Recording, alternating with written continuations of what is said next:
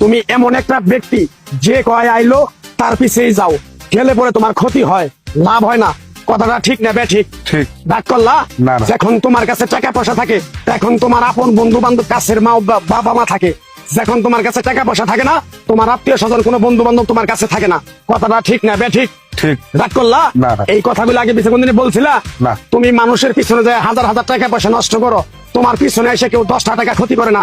কথাটা ঠিক না বে ঠিক? ঠিক, ঠিক। আরেকবার কও বিসমিল্লাহ, বিসমিল্লাহ। আরেকবার কও সুবহানাল্লাহ। সুবহানাল্লাহ। বিশ্বাসে বস্তু মিলে তর্কে বহুদূর।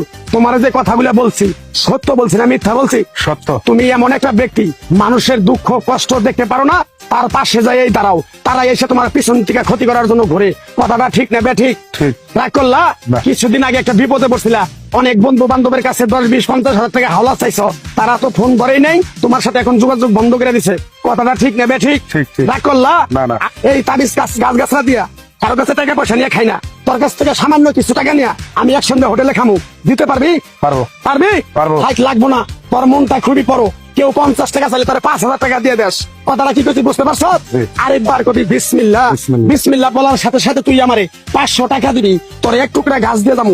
এই গাছটা তুই নিয়ম কানুন মাইনা ব্যবহার করবি, আল্লাহ তোরে মুক্তি করবো। কথাটা কি বেশি বুঝতে পারছ? জি। আরেকবার কবি বিসমিল্লাহ।